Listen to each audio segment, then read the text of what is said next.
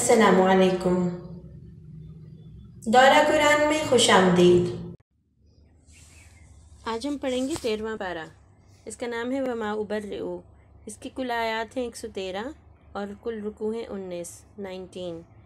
سورہ یوسف کا آغاز پچھلے پارے میں ہو گیا تھا اور اس کا کچھ حصہ ہم نے وہاں دیکھا تھا اور کچھ آج ہم اس پارے میں دیکھیں گے۔ سورہ الرعد ہے اور سورہ ابراہیم۔ سورہ یوسف کا جو حصہ اس پارے کے اندر موجود ہے اس کے حوالے سے بات شروع کرتے ہیں۔ آپ کو یاد ہوگا کہ بادشاہ نے خواب دیکھا تھا جس کی تعبیر حضرت یوسف علیہ السلام نے بتائی تھی کہ ملک میں قحط آنے والا ہے اور اس کا ایک حل یہ ہو سکتا ہے کہ جب 7 خوشحالی کے سال ہوں اس میں جو خوب گندم اگے گی اس میں ضرورت کے مطابق اس کو استعمال کیا جائے اور باقی جو گندم رہ جائے اس کو خوشوں کے اندر ہی محفوظ کر لیا جائے تاکہ وہ بعد کے آنے والے 7 سالوں میں جس میں قحط پڑنے والا ہے استعمال کیے جا سکیں۔ پھر کیا ہوا بچوں، کچھ ہی عرصے میں خوشحالی کے 7 سال گزر گئے اور قحط والے سال شروع ہو گئے۔ یہ قحط بڑے علاقے تک پھیل گیا، بڑی تعداد میں لوگ جو ہیں نا وہ بھوک سے مرنے لگے۔ حضرت یوسف کی عمدہ تدبیر، اچھی تدبیر کے باعث نا مصر میں بہت بڑی مقدار میں نا اناج موجود تھا۔ جلد ہی دوسرے علاقوں کے لوگوں کو پتہ چل گیا کہ مصر کے لوگ جو ہیں نا ان کے پاس بہت غلہ ہے، اور ساتھ یہ بھی پتہ چلا کہ حضرت یوسف جو ہیں وہ بہت رحم دل ہیں اور سستی قیمت میں غلہ جو ہے وہ دیتے ہیں۔ یہ شہرت حضرت یوسف کے بھائیوں تک بھی پہنچی کہ عزیز مصر جو ہے وہ سستی قیمت میں غلہ دے رہا ہے۔ تو یہ 10 بھائی غلہ لینے کے ارادے سے مصر پہنچے۔ جب بھائی حضرت یوسف کے پاس پہنچے تو حضرت یوسف نے انہیں دیکھتے ہی پہچان لیا، لیکن بھائی نہ انہیں پہچان سکے۔ حضرت یوسف نے بھائیوں کو پتہ ہی نہیں چلنے دیا کہ میں آپ کا بھائی ہوں۔ حضرت یوسف نے بھائیوں سے ان کے گھر والوں کی خیریت معلوم کی، ان کی اچھی مہمان نوازی کی اور ان کے سامان کے ساتھ نہ چپکے سے دوبارہ رقم بھی اندر ہی واپس رکھ دی۔ پتہ ہی انہیں نہ چلے کہ رقم نہیں لی۔ جب بھائی رخصت ہونے لگے تو حضرت یوسف نے فرمایا کہ اگلی دفعہ اپنے چھوٹے بھائی بنیامین کو بدلے کر آنا۔ حضرت یوسف نے دوبارہ آنے کا شوق دلاتے ہوئے کہا کہ دیکھو میں کتنا اچھا مہمان نواز ہوں، پھر یہ بھی کہا کہ اگر تم چھوٹے بھائی بنیامین کو نہ لائے نا پھر میں نے غلہ نہیں دینا۔ اب جب بھائی گھر واپس پہنچے تو حضرت اپنے والد حضرت یعقوب سے کہنے لگے کہ اگر ہم بنیامین کو ساتھ نہیں لے کے گئے نا تو دوبارہ ہمیں غلہ نہیں ملے گا، یہ ختم ہو جائے گا تو پھر ہم اور کہاں سے لیں گے۔ تو پھر جب انہوں نے اپنا سامان کھولا تو اس میں رقم بھی پڑی ہوئی تھی، تو انہوں نے کہا دیکھیں بجن ہمیں رقم بھی واپس کر دی، انہوں نے کتنے اچھے بادشاہ ہیں وہ، اب تو ہم ضرور ہی اپنے بھائی کو لے کر جائیں گے اور گھر والوں کے لیے اور غلہ لے کر آئیں گے، ہم سب مل کے اپنی حفاظت کریں گے، آپ فکر نہ کریں۔ اب حضرت یعقوب کہتے ہیں کہ میں بھلا تم پہ کیسے بھروسہ کر لوں، میں نے تو یوسف کے بارے میں بھی تم پہ بھروسہ کیا تھا، ویسے تو اصل بھروسہ تو صرف اللہ کا ہی ہوتا ہے، میں اسی پہ بھروسہ کرتا ہوں، بس تم وعدہ کرو کہ تم بنیامین کو میرے پاس ضرور لاؤ گے۔ بھائیوں نے وعدہ کر لیا اور خوشی خوشی مصر جانے کی تیاری کرنے لگے۔ اب حضرت یوسف کا اندیشہ ہوا کہ جب 11 خوبصورت نوجوان لڑکے ایک ساتھ مصر میں داخل ہوں گے تو کوئی انہیں بری نظر سے نہ دیکھے، ان سے حسد نہ کرے، انہیں نقصان نہ پہنچائے۔ تو انہوں نے اپنے بیٹوں کو نصیحت کی کہ تم سب مصر میں نا ایک دروازے سے داخل نہ ہونا بلکہ مختلف دروازوں سے اندر داخل ہونا۔ انہوں نے اپنے باپ کی یہ بات مان لی اور الگ الگ دروازوں سے اندر داخل ہوئے۔ اب جب اپنے بھائی بنیامین کو لے کر حضرت یوسف کے پاس پہنچے تو حضرت یوسف نے بنیامین کو اپنے پاس بٹھایا اور اسے چپکے سے بتا دیا کہ میں تمہارا بھائی یوسف ہوں، اب تم میرے پاس ہی رہو، تم نہ بھائیوں کی بدسلوکی پہ افسوس نہ کرنا اگر انہوں نے تمہارے ساتھ کوئی ایسی زیادتی کی ہو تو۔ اب وہ تو دونوں بھائی بہت خوش تھے۔ حضرت یوسف اپنے بھائی بنیامین کو اپنے پاس روکنا چاہتے تھے نا، لیکن بادشاہ کے قانون کے مطابق وہ ایسا نہیں کر سکتے تھے، تو اللہ نے حضرت یوسف کو ایک تدبیر سجھائی۔ حضرت یوسف نے اپنے بھائی کے بنیامین کے تھیلے میں نا اپنا قیمتی پیالہ جس سے غلہ ناپ کر دیا جاتا تھا رکھوا دیا۔ پھر بادشاہ کے محافظوں میں سے کسی ایک نے آ کر کہا کہ تم لوگ تو چور ہو، تم نے بادشاہ کا پیالہ چرایا ہے۔ بھائیوں نے کہا ہم یہاں کوئی چوری تھوڑی کرنے آئے تھے۔ تو محافظ نے پوچھا اچھا تم جھوٹے ہوئے تو کیا سزا ہوگی؟ تو اللہ نے ان کے منہ سے خود ہی نکلوا دیا کہ ہمارے ہاں چور کی سزا یہ ہے کہ ہم چور کو غلام بنا لیتے ہیں، تو جس کے سامان سے وہ پیالہ نکلے اسے اپنا غلام بنا لینا۔ اب حضرت یوسف نے تلاشی شروع کروائی، سب سے پہلے بڑے بھائیوں کے سامان کی تلاشی لی، آخر میں بنیامین کے سامان کی تلاشی ہوئی تو اس میں سے پیالہ نکل آیا۔ اب جب بھائیوں کو پتہ چلا کہ ان کے بھائی نے چوری کی ہے تو اب تو انہیں غصہ آ گیا، انہوں نے کہا اس نے چوری کیا نا تو اس کے بھائی یوسف نے بھی چوری کی تھی۔ حضرت یوسف کے سامنے کہنے لگے۔ حضرت یوسف نے نا اپنے بھائیوں کی اس الزام تراشی پہ صبر ہی کیا اور دل میں کہا جو باتیں تم بناتے ہو نا اللہ اسے خوب جانتا ہے۔ پھر بھائیوں نے بڑی منتیں کی کہ ہمارے والد بوڑھے ہیں، وہ بنیامین کی جدائی برداشت نہیں کر سکیں گے، آپ ہم میں سے کسی کو رکھ لیں، اسے چھوڑ دیں۔ حضرت یوسف نے کہا میں بھلا ایسے کیسے کر سکتا ہوں، یہ تو ناانصافی ہوگی کہ سامان کسی کے پاس سے نکلے اور میں سزا کسی اور کو دوں۔ بس اس طریقے سے نا انہوں نے اپنے بھائی بنیامین کو اپنے پاس روک لیا۔ اب بھائی بنیامین کو لے جانے میں کامیاب نہ ہوئے تو آپس میں مشورہ کرنے لگے کہ ہم اپنے والد کو کیا جواب دیں گے۔ سب سے بڑے بھائی نے کہا کہ میں تو والد کا سامنا نہیں کر سکتا، پہلے یوسف کے بارے میں ہم سے غلطی ہو چکی ہے، اب میں یہاں سے نہیں جاؤں گا جب تک میرے والد مجھے اجازت نہ دے آنے کی۔ باقی 9 بھائی چلے گئے۔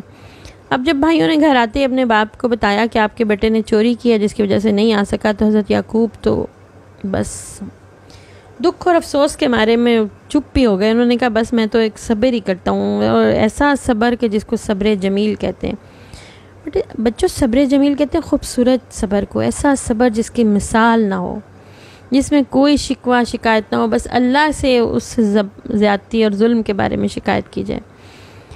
پھر حضرت یعقوب نے کہا میں امید کرتا ہوں کہ اللہ میرے باقی تینوں بیٹوں کو بھی میرے پاس لائے گا۔ اب بھلا کون سے 3 بیٹے؟ ایک حضرت یوسف، ایک حضرت بنیامین اور ایک وہ سب سے بڑے بھائی جو اس شرمندگی سے واپس نہیں آ رہے تھے مصر سے کہ میں اپنے باپ کو کیا منہ دکھاؤں گا۔ اب حضرت یعقوب جو ہے وہ اتنے غمزدہ رہتے تھے، اتنے دکھی رہتے تھے، رو رو کہ ان کی تو آنکھوں کی بینائی ضائع ہو گئی۔ انہوں نے اپنے بیٹوں سے کہا جاؤ ایک دفعہ پھر یوسف کے پاس اس کے بھائی کو تلاش کرو اور ہو سکتا ہے کوئی صورت نکل آئے۔ بھائی دوبارہ مصر آئے، حضرت یوسف کے سامنے درخواست کی کہ ہمارے خاندان والے بڑی تکلیف میں ہیں، ہمارے پاس رقم بھی پوری نہیں ہے، ہمیں تھوڑے سے پیسوں کے بدلے میں غلہ زیادہ دے دیں۔ اب حضرت یوسف بہت نرم دل تھے، ان سے اپنے بھائیوں کی تکلیف نہیں دیکھی گئی۔ انہوں نے اپنے بھائیوں کو اس حقیقت سے آگاہ کر دیا کہ میں وہی ہوں یوسف، تم نے بھلا کیا کیا تھا اس کے ساتھ۔ اب جب انہوں نے یہ بات سنی تو وہ تو حیران ہی رہ گئے بچوں کہ اچھا وہ یوسف جسے وہ کنویں میں ڈال آئے تھے، وہ اتنی بڑی حیثیت والا وزیر بن گیا اور وہ ہمیں غلہ دے رہا ہے۔ حضرت یوسف نے کہا کہ اللہ نے مجھ پر بڑا احسان فرمایا، یقیناً اللہ ڈرنے والوں کو اور صبر کرنے والوں کو اجر کو ضائع نہیں کرتا۔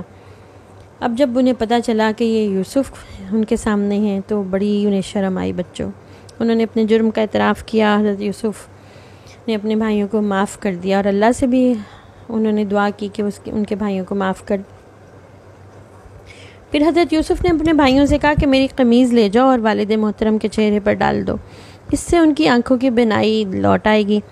اب حضرت یوسف نے اپنے بھائیوں سے فرمایا کہ تم جاؤ اپنے والدین اور سب گھر والوں کو میرے پاس لے کر مصر آ جاؤ۔ قافلے والے حضرت یوسف کی قمیض اور بھائیوں کے ساتھ اب مصر سے روانہ ہی ہوئے تھے کہ حضرت یعقوب کو میلوں دور سے حضرت یوسف کی خوشبو آنی شروع ہو گئی۔ بچوں وہ گھر والوں سے کہنے لگے مجھے تو یوسف کی خوشبو آ رہی ہے۔ گھر والوں نے کہا آپ تو وہیں بس ایسی باتیں کرتے رہتے ہیں، بھلا کہاں یوسف اور کہاں اس کی خوشبو۔ حضرت یوسف کے غم میں آپ نے بینائی کھو دی ہے، اب آپ کا اللہ ہی حافظ ہے۔ بہرحال کچھ دنوں میں قافلہ کنعان پہنچ گیا۔ بھائیوں نے جب حضرت یوسف کی قمیض حضرت یعقوب کے چہرے پر ڈالی تو اللہ نے ان کی بینائی لوٹا دی، وہ دیکھنا شروع ہو گئے بچوں، انہیں نظر آنا شروع ہو گیا۔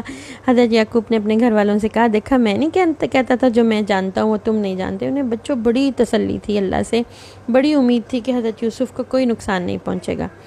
ابا جان انہوں نے کہا ابا جان ہمارے لیے اللہ سے دعا فرمائیں کہ وہ ہمیں معاف کر دے۔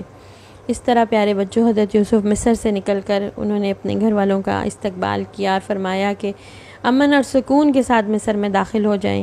پھر اپنے والدین کو اپنے ساتھ تخت پر بٹھایا۔ اس وقت حضرت یوسف کے والد، والدہ اور 11 بھائی سب کے سب حضرت یوسف کے سامنے جھک گئے اور پکار اٹھے۔ حضرت یوسف پکار اٹھے کہ اللہ بجان اللہ نے میرا خواب سچ کر دکھایا۔ پھر حضرت یوسف نے اللہ کی حمد و ثنا بیان کی، اللہ سے دعائیں مانگی۔ اس طرح بنی اسرائیل کنعان سے نکل کر مصر پہنچے اور مصر میں کئی سالوں تک وہ عیش و آرام سے رہے۔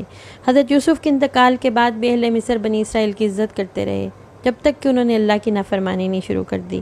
پھر اللہ کی نافرمانی شروع کی تو اللہ تعالیٰ نے ان پہ بہت ساری آزمائشیں اور مصیبتیں ڈالی ہیں، فرعون کے ظلم سے بھی ان کو واسطہ پڑا۔ اب آغاز کرتے ہیں سورہ رعد کا۔ یہ مدنی سورہ ہے، یعنی یہ سورہ مبارکہ مدینہ منورہ میں نازل ہوئی۔ اس کی 43 آیات ہیں اور 6 رکوع ہیں۔ اس سورہ مبارکہ کا آغاز حروف مقطعات سے ہوتا ہے، اور اس کی ابتدا میں عام طور پر ایسی صورتیں جن کا آغاز حروف مقطعات سے ہوتا ہے ان کی ابتدا میں عام طور پر قرآن پاک کا ذکر ہوتا ہے، نافرمان لوگوں کو چیلنج کرنے کے لیے جو قرآن کو معاذ اللہ انسانی کاوش قرار دیتے ہیں، وہ یہ سوچتے ہیں کہ شاید نبی کریم صلی اللہ علیہ وسلم نے خود قرآن پاک کو گھڑ لیا، نعوذ باللہ نعوذ باللہ۔ تو اس صورت کا آغاز بھی حروف مقطعات سے ہو رہا ہے۔ اس کے بعد ہم دیکھتے ہیں کہ اللہ تعالیٰ نے اس میں اپنی نشانیوں کا ذکر کیا ہے، آسمانوں اور زمین، سورج اور چاند، رات اور دن، پہاڑوں اور نہروں، غلہ جو زمین سے اگتا ہے، مختلف رنگوں، ذائقوں اور خوشبوؤں والے پھلوں کو پیدا کرنے والا کون ہے بھلا؟ اللہ ہی تو ہے۔ زندگی اور موت، نفع اور نقصان اکیلے اس کے ہاتھ میں ہیں۔ پھر اللہ تعالیٰ یہ بتاتے ہیں کہ انہوں نے انسانوں کی حفاظت کے لیے فرشتے مقرر کر رکھے ہیں۔ دیکھیں پیارے بچوں، کیسے سیکیورٹی گارڈ ہیں ہمارے، جن کو ہمیں تنخواہ بھی نہیں دینی پڑتی، کوئی پیسہ بھی ہمارا خرچ نہیں ہوتا، ہم سو رہے ہوں جاگ رہے ہوں، ہر وقت اللہ کے حکم سے ہماری حفاظت کرتے ہیں۔ کتنے اچھے ہیں ہمارے رب، ہمارے اللہ تعالیٰ، ہے نا؟ دیکھیں پھر اللہ کی بات کتنی سچی اور پیاری ہے کہ اس نے ہمیں یہ بتایا کہ اس زندگی کے بعد ایک اور زندگی ہے، اور اس والی اصلی زندگی میں جانے کے لیے ہمیں موت میں سے گزرنا ضروری ہے۔ اللہ تعالیٰ کہتے ہیں مشرکوں کو تو اس بات پر حیرانی ہوتی ہے کہ جو لوگ مر جائیں گے ان کی مردہ ہڈیوں میں زندگی کیسے ڈالی جائے گی۔ کسی کو مرے ہوئے کتنے سال، کتنے ہزاروں سال ہو گئے ہوں، کروڑوں سال، اربوں سال ہو گئے ہوں، تو وہ مٹی میں صرف ہڈیاں رہ جائیں گی، اور ہڈیوں کو کیسے اللہ تعالیٰ جوڑیں گے اور پھر اس میں جان ڈالیں گے؟ جبکہ اللہ تعالیٰ کہتے ہیں حقیقت میں حیرانی تو اس بات کی ہے کہ انہیں اس بات کا یقین کیوں نہیں ہے کہ اللہ مردہ لوگوں کو دوبارہ زندہ کر سکتا ہے۔ جو رب پہلی دفعہ پیدا کر سکتا ہے وہ ہڈیوں کو ملا کے دوسری دفعہ بھی پیدا کر سکتا ہے۔ سورہ رعد میں اللہ تعالیٰ نے ایک اور بات ہمیں سکھائی ہے۔ رعد، برق اور صواعق کا فرق سیکھتے ہیں کیا ہے۔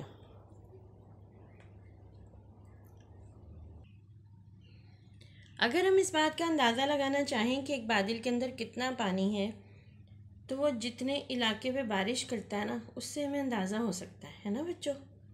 ہو سکتا ہے نا اندازہ کہ ایک بادل کے اندر کتنا پانی بھرا ہوا، وہ کتنے زیادہ ایریے کو گیلا کرتا ہے، اور پھر پانی بعض اوقات کھڑا بھی ہو جاتا ہے بارش کا، وہ سارا پانی کہاں ہوتا ہے؟ بادل کے اندر۔ حیرت کی بات ہے کہ ہوا کے اندر ایک کاغذ یا چھوٹا سا کھلونا بھی اوپر کو پھینکے تو ہوا اس کو نہیں سہار سکتی، اسے نیچے گرا دیتی ہے۔ اتنے بڑے پانی سے بھرے ہوئے بادل کو، یا بادلوں کو ہوا کیسے اٹھاتی ہے؟ اللہ کے حکم سے۔ یہ اس کی قدرت سمجھ میں آتی ہے اس بات سے کہ ہوا جو ہے وہ کیسے بادلوں کو اڑا کے ایک جگہ سے دوسری جگہ بھی لے جاتی ہے۔ یہ پانی سے وہ بھرے ہوئے بادل ہوتے ہیں، ان کے اندر کئی تہیں ہوتی ہیں، تہ بتہ یہ بادل بنے ہوتے ہیں۔ بادلوں کے کسی تہ میں پازیٹیو چارج ہوتا ہے بجلی کا، اور کسی میں نیگیٹیو چارج ہوتا ہے بجلی کا۔ اب جب یہ دو تہیں پازیٹیو اور نیگیٹیو چارج والی آپس میں رگڑ کھاتی ہیں تو ایک زبردست دھماکہ پیدا ہوتا ہے، اور چمک بھی، ایک شعلہ بھی پیدا ہوتا ہے چمک کا۔ اس چمکنے والی بجلی کو، اس شعلے والی چمک والی بجلی کو ہم کہتے ہیں برق۔ قرآن نے اس لفظ کو اس صورت میں استعمال کیا ہے۔ اور جو آپس میں رگڑ سے دو پازیٹیو اور نیگیٹیو کے بادل کے رگڑ سے دھماکہ ہوتا ہے نا، کڑک، آپ نے سنی ہوگی نا بادل کی، اس دھماکے کو، بادل کی اس کڑک کو ہم رعد کہتے ہیں، اردو میں کڑک، عربی میں رعد۔ برق تو ہمیں فوراً نظر آ جاتی ہے، جب بجلی چمک رہی ہو نا، ہم اس طرح کہتے ہیں، ہمیں فوراً نظر آ جاتی ہے۔ لیکن رعد یا کڑک چند لمحوں بعد سنائی دیتی ہے، کیونکہ آواز کی رفتار، جو بڑے بچے ہیں انہیں پتہ ہوگا اس بات کا، آواز کی رفتار روشنی کی رفتار کی نسبت کم ہوتی ہے، اس لیے چمک ہمیں پہلے نظر آتی ہے اور کڑک بعد میں سنتی ہے۔ اچھا، پھر جب بجلی زیادہ مقدار میں پیدا ہوتی ہے نا تو اللہ کے حکم سے یہ بعض اوقات زمین پہ گرتی ہے۔ اس گرنے والی بجلی کو صواعق یا صاعقہ کہا جاتا ہے۔ یہ تو وہ وجوہات ہیں جو اس دنیا میں ہمارے بڑوں نے، علم والے لوگوں نے، سائنسدانوں نے ان چیزوں کو سمجھ کے ہمیں بتائیں، اور جو اللہ تعالیٰ کا نظام ہے اس کو بھی سمجھتے ہیں۔ آپ کو پتہ ہے نا، کائنات کا انتظام جو ہے نا وہ اللہ تعالیٰ نے فرشتوں کے ذریعے اللہ تعالیٰ کائنات کا نظام چلا رہے ہیں۔ بادل اور بارش پر ڈیوٹی کس کی ہے؟ میکائیل فرشتے کی۔ حضرت میکائیل کی ڈیوٹی بادل اور بارش پر ہے۔ وہی بادلوں کو اڑاتے اور چلاتے ہیں، جدھر اللہ کا حکم ہو ادھر لے جاتے ہیں۔ پھر جہاں اللہ کی مرضی ہو اور جہاں پہ فرشتے کو حکم ملے کہ اس مقام پر بارش برسانا ہے، وہاں پر فرشتہ جو ہے نا وہ بارش اللہ کے حکم سے بارش برساتے ہیں۔ اسی فرشتے کے اللہ تعالیٰ ہمیں بتاتے ہیں کہ کوڑا مارنے سے رعد اور برق پیدا ہوتی ہے، اور بجلی صرف وہاں پر گرتی ہے جہاں فرشتے کو اللہ کا حکم ہوتا ہے، اور اللہ کو اس جگہ کا تباہ کرنا مقصود ہوتا ہے۔ اور بعض اوقات کوئی تباہی نہیں آتی، اللہ کا حکم ہی ایسے ہوتا ہے، بس بجلی گرتی ہے کسی بے جان چیز پر۔ تو سیدنا عبداللہ بن عمر فرماتے ہیں کہ جب آپ صلی اللہ علیہ وسلم گرج کی آواز سنتے، دعا مانگتے، اللہم لا تقتلنا ببعضک ولا تہلکنا بعذابک وعافنا قبل ذالک۔ اے اللہ تو ہمیں اپنے غضب سے ہلاک نہ کرنا، مارنا دینا اور نہ ہلاک کرنا اپنے عذاب سے، اور ہمیں اس سے عافیت دینا۔ بادلوں کے برسنے، ان کے چلنے، ان کے مختلف رخ اختیار کرنے پر اللہ تعالیٰ کا کنٹرول ہے۔ اس بات کو ہم نے ایک واقعے سے سمجھتے ہیں، یہ کہانی ہمیں ایک حدیث سے پتہ چلتی ہے۔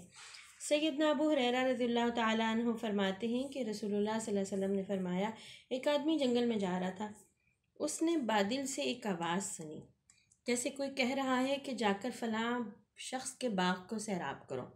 وہ بادل ایک طرف چلا، وہاں ایک پتھریلی زمین پر برسا، ایک نالی کے ذریعے وہ سب پانی جمع ہو گیا۔ وہ آدمی اس پانی کے پیچھے پیچھے چلا۔ اب اس کے دل میں نا یہ تجسس تھا کہ وہ دیکھے یہ جس بادل کو کیا حکم ہوا اور کون سا باغ سیراب کرنا ہے اس نے۔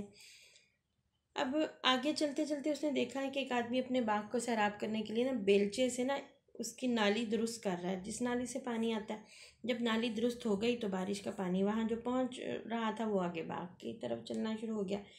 پیچھے پیچھے چلنے والا یہ شخص اللہ کی اس قدرت پر بہت حیران ہوا۔ اس نے باغ والے سے پوچھا، تمہارا نام کیا ہے؟ اس نے جو نام بتایا وہ وہی نام تھا جو اس آدمی نے بادل سے سنا تھا، بادل میں سے آواز آئی تھی نا۔ اب باغ والے نے اس شخص سے پوچھا، اے اللہ کے بندے، تم میرا نام کیوں پوچھتے ہو؟ وہ کہنے لگا، میں نے اس بادل سے جس کے پانی سے یہ کھیت سیراب ہو رہا ہے آواز سنی تھی۔ یہ آواز بادل میں سے آئی تھی کہ جا کر فلاں شخص کے باغ کو سیراب کر دو۔ اس نے تمہارا نام لیا تھا، اب تم مجھے یہ بتاؤ تم کون سا کام کرتے ہو جس کی وجہ سے اللہ تم پر اتنا مہربان ہے؟ باغ والا کہنے لگا کہ اچھا اب تم نے یہ بات سنی لی ہے تو میں بتاتا ہوں۔ اس باغ سے جو پیداوار ہوتی ہے نا اس کا 1/3 حصہ صدقہ کرتا ہوں، اور 1/3 میں اور میرے گھر والے کھاتے ہیں، اور 1/3 سے میں اسی باغ کے اگلی فصل کے اخراجات کے لیے جمع کر لیتا ہوں۔ بچوں کتنی پیاری بات ہے کہ جو وہ اللہ کے راستے میں اپنے باغ کی پیداوار دیتا تھا، دیکھو اس کی وجہ سے اللہ تعالیٰ اس کے باغ کا کتنا خیال رکھ رہے ہیں۔ اللہ کا وعدہ ہے نا، جو میری راہ میں خرچ کرے گا دنیا میں دگنا اور 70 گنا آخرت میں، اور رمضان میں تو آپ کو پتہ ہے پھر اتنا زیادہ ملٹیپلائی ہو جاتا ہے۔ تو آپ صدقہ باکس میں اپنے لیے صدقہ جمع کر رہے ہیں نا۔ اور ایک بات اور بھی کہ مشرکین بھی یہ کہتے تھے، اب بھی دنیا میں بہت سارے لوگ ہیں جو دیوتاؤں اور دیویوں کو مانتے ہیں، جو بعض اوقات اللہ پر ایمان نہیں رکھتے اور وہ ظاہر کی دنیا کے اسباب و وسائل پر ایمان رکھتے ہیں۔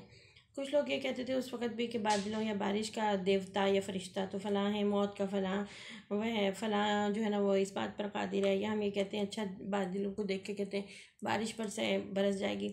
اللہ تعالیٰ کہتے ہیں کہ یہ میرا حکم ہے، میں جہاں پر چاہوں گا بارش برساؤں گا، میں جہاں چاہوں گا بادلوں کو لے جاؤں گا۔ اور ان آیات میں اس سورہ مبارکہ میں اللہ تعالیٰ نے اس بات کو بھی واضح طور پر فرما دیا کہ کڑک بھی اور فرشتے بھی دونوں اللہ کی تسبیح و تقدیس بیان کرتے ہیں، اور یہ عین بندگی اور غلامی ہے، یعنی کہ کائنات کی ہر چیز اللہ کی تسبیح میں اور اس کی پاکی بیان کرنے میں مشغول ہے۔ اسی سورہ مبارکہ میں اللہ تعالیٰ نے نا اچھے لوگوں کی، نیک لوگوں کی جو اللہ سے ڈرتے ہیں نا 8 خوبیاں بتائی ہیں۔ وہ وفادار ہوتے ہیں، دھوکہ نہیں دیتے، اللہ کو بھی نہیں دیتے، انسانوں کو بھی نہیں دیتے، صلہ رحمی کرتے ہیں، یعنی دوست، رشتہ دار، عزیز و اقارب کا حق ادا کرنے والے، ان کے ساتھ میل جول رکھنے والے۔ اللہ سے ڈرتے ہیں، آخرت کے دن کا خوف ان کے دل میں ہوتا ہے، اس لیے وہ اچھے کام کرتے ہیں اور برے کاموں سے بچنے کی کوشش کرتے ہیں، صبر کرتے ہیں، نماز کی پابندی کرتے ہیں، اللہ کے راستے میں صدقہ دیتے ہیں اور برائی کا جواب بھی اچھائی سے دیتے ہیں، بدلہ نہیں لینے بیٹھتے۔ اللہ تعالیٰ سے دعا کرتے ہیں کہ اللہ تعالیٰ ہمیں بھی یہ خوبیاں عطا فرما، اور ہم خود سے بھی بہت زیادہ کوشش کریں گے، بار بار اللہ سے دعا بھی کریں گے۔ پھر اللہ تعالیٰ نے نا نافرمان لوگوں کی 3 علامتیں بتائی ہیں۔ جب وہ وعدہ کرتے ہیں تو وعدہ پورا نہیں کرتے، رشتہ داروں سے ملنے جلنے میں کمی کرتے ہیں، ان کا حق ادا نہیں کرتے، اور اللہ کی زمین پر فساد برپا کرتے ہیں۔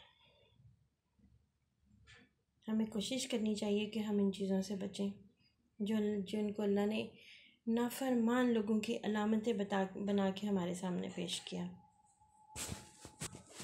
اب آغاز کرتے ہیں سورہ ابراہیم کا۔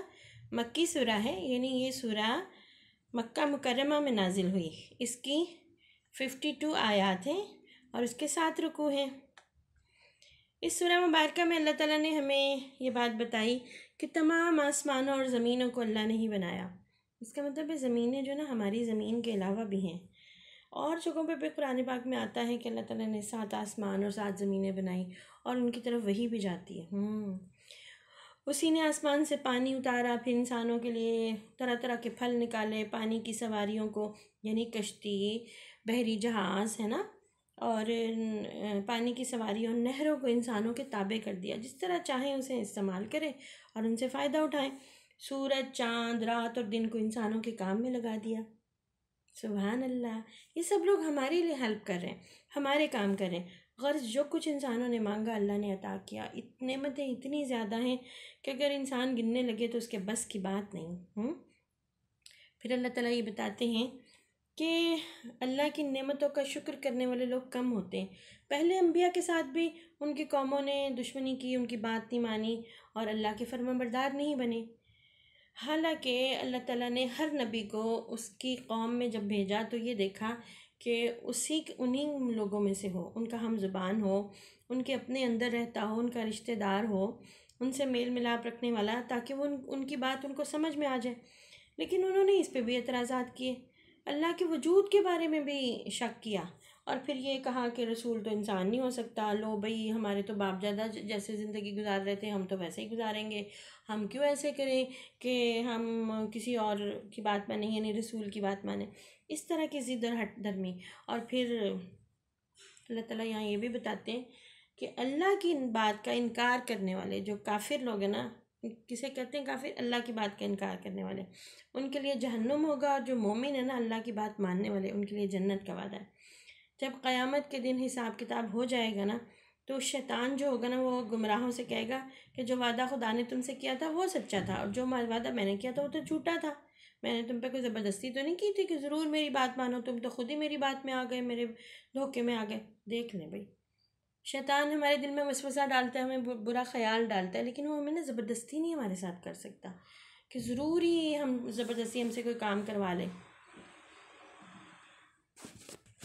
کچھ اور اہم باتیں جو اس صورت میں اللہ تعالیٰ نے ہمیں بتائی ہیں وہ ہم سیکھتے ہیں۔ اللہ تعالیٰ بتاتے ہیں کہ شکر سے نعمت میں اضافہ ہوتا ہے، اور ناشکری پہ سخت عذاب ہے، اور نعمتوں میں اضافہ بھی نہیں ہوتا، بعض اوقات اللہ نعمت واپس بھی لے لیتے ہیں۔ پھر اللہ تعالیٰ نے بتایا کہ کافروں کے کاموں کی مثال راکھ کی سی ہے۔ اگر کافر اچھے کام بھی کریں گے نا تو جب تیز ہوا ہے تو راکھ اڑ جاتی ہے، یعنی کہ فائدہ کوئی نہیں راکھ کو جمع کر کے رکھنے کا، راکھ سے کسی بھی جگہ پہ ہو بظاہر وہ کتنی ہی زیادہ کیوں نہ ہو، تو کافروں کے کام کتنے ہی زیادہ کیوں نہ ہو، ہوا آئے تو انہیں اڑا کے لے جائے، یعنی ان کی کام جو ہے وہ انہیں آخرت میں اجر نہیں ملنے والا، خواہ وہ اچھے کام ہی کر رہے ہو۔ اس دنیا میں تو بھلائی کے کام کریں گے تو اس دنیا میں ان کو فائدہ مل جائے گا۔ حق اور ایمان کا کلمہ پاکیزہ درخت کی مانند ہے، اس کی جڑ بڑی مضبوط اور بہت گہری، اور اس کا پھل بڑا میٹھا ہوتا ہے۔ اللہ نے اچھی باتوں کی، اچھے کاموں کی، ایمان کی مثال پاکیزہ درخت سے دی ہے، اور گمراہی یعنی اللہ کی نافرمانی کی بات جو ہے وہ ناپاک درخت کی طرح ہے، وہ مضبوط بھی نہیں ہوتا اور اس پہ پھل بھی نہیں لگتے۔ اور اللہ تعالیٰ بتاتے ہیں کہ جو لوگ ظلم کرتے ہیں نا ان کے کرتوتوں سے وہ واقف، اچھی طرح واقف، اسے ساری بات پتہ ہے۔ کہ کون کتنا ظلم کر رہا ہے۔ اچھا، اب ظلم کیا ہوتا ہے؟ ظلم ہم اپنے ساتھ بھی کرتے ہیں، ہم دوسروں کے ساتھ بھی کرتے ہیں۔ اپنے حق سے زیادہ لینا اور دوسرے کو اس کے حق سے کم دینا ظلم ہے۔ یہ نہیں کہ چیز لینے دینے کی بات ہو نا، ہمارے دل چاہے میں بڑی لے لوں، میں اچھی لے لوں، ہم دوسرے کو اچھی نہ دیں یا اس سے کم تر دیں۔ اس کی بجائے مومن کا رویہ کیا ہوگا؟ وہ دوسروں کو اچھی دے اور خود اس سے کم لے، مقدار میں بھی اور شکل و صورت میں بھی۔ ایک دفعہ پیارے نبی صلی اللہ علیہ وسلم ایک صحابی کے ساتھ باہر تھے تو مسواک توڑی گئی۔ اب میرے ذہن میں یہ نہیں آ رہا کس نے توڑی، مفہوم اس کا بیان کرتی ہوں۔ ایک مسواک سیدھی تھی، ایک ٹیڑھی۔ پیارے نبی صلی اللہ علیہ وسلم نے ٹیڑھی خود لی اور سیدھی دوسرے صحابی اپنے دوست کو دے دی۔ تو انہوں نے کہا یا رسول اللہ یہ میں لیتا ہوں۔ پیارے نبی نے کہا ہمیشہ دوسروں کو اچھی چیز دینی چاہیے۔ یہ مفہوم بیان کیا میں نے اس کا۔ اب ہم دیکھتے ہیں حضرت ابراہیم علیہ السلام کی دعائیں جو اس صورت میں آئی ہیں۔ آپ نے امن کی دعا کی، بت پرستی سے حفاظت کی دعا کی، اقامت صلاۃ کی دعا کی، دلوں کے جوڑنے کی، پھلوں کے رزق اللہ سے مانگا، مغفرت کی درخواست کی۔ تو اس سے ہمیں پتہ چلتا ہے کہ ہمیں بھی یہ والی دعائیں کرنی چاہیے۔ اللہ سے امن مانگنا چاہیے، شرک سے بچنے کی دعا مانگنی چاہیے، اللہ سے دعا کرنی چاہیے کہ اللہ ہمیں نماز قائم کرنے والا بنا دے۔ یعنی اکیلے نماز پڑھنے والا نہیں، سب کے ساتھ مل کے نماز کا ماحول بنانا، ایک دوسرے کو یاد دہانی کروانا، نماز کے لیے شوق رکھنا۔ تو ان سب چیزوں کے لیے دعا ہم نے لازمی کرنی ہے جس کے لیے حضرت ابراہیم علیہ السلام نے کی۔ اچھا، عملی کام یہ ہے کہ آپ مجھے بتائیں گے کہیں پہ کبھی آپ نے کسی بغیر سہارے کی چھت یا پل کو دیکھا ہے؟ یہ آپ نے بات ضرور بتانی ہے۔ رعد، برق اور صواعق میں کیا فرق ہے؟ حضرت ابراہیم علیہ السلام نے اللہ تعالیٰ سے کون کون سی دعائیں کی؟ بارش کی دعا، بارش کے موقع پر پڑھنے والی دعا آپ کو یاد ہے؟ نہیں یاد تو کر لیں۔ استغفار کی تسبیح کرنی ہے آج آپ نے ضرور۔ بارش کا موسم ہو تو ضرور بارش کے لیے دعا کیا کریں۔ آئے اب ہوم ورک دیکھتے ہیں۔ اس پارے کی کون کون سی صورتوں کا آغاز حروف مقطعات سے ہوتا ہے؟ متقین کی یعنی اللہ سے ڈرنے والے لوگوں کی 8 صفات لکھیں۔ نافرمان کون لوگ ہوتے ہیں؟ ان کی کون سی 3 باتیں اس پارے میں بتائی گئی ہیں؟ سورہ ابراہیم کون سی صورت ہے؟ اس کے یعنی مکی ہے یا مدنی؟ اس کے کتنے رکوع ہیں اور کتنی آیات ہیں؟ حضرت ابراہیم کس کس چیز کے بارے میں دعائیں کرتے تھے؟ اور آج آپ نے یہ سوچنا ہے کہ کون سا اچھا کام کروں۔ اب تک کے پاروں میں آپ نے جتنے اچھے کام سیکھے ہیں وہ سب لکھیں گے کہ آپ کون کون سے اچھے کام کرنا چاہتے ہیں۔ اذکار میں استغفار ضرور کیجیے گا، اللہ کو استغفار کرنا بہت پسند ہے۔ اور روزہ کھولنے سے پہلے جب آپ دعا کریں تو وہ سب کچھ مانگیں جو آپ کا دل چاہتا ہے۔ کھیل کھلونے، کھانے پینے کی چیزیں، جنت کی نعمتیں، اپنے ماں باپ اور اپنے اساتذہ کے لیے، میرے لیے بھی بہت ساری دعائیں، اس دنیا کی کامیابیوں کے لیے بھی اور آخرت کے لیے بھی۔ پھر ملتے ہیں انشاءاللہ اگلے پارے کے ساتھ۔